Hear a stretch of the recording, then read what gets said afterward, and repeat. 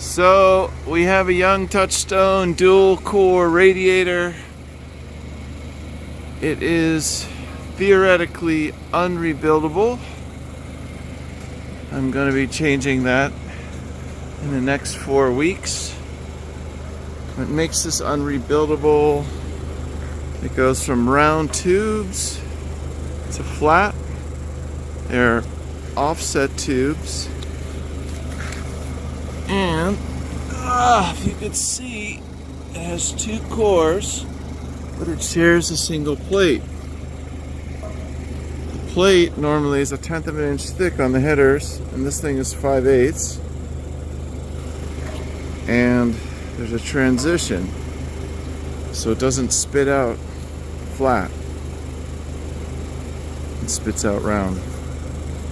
And it zigs and zags through this radiator. It's not a single pass, as I discussed in another video.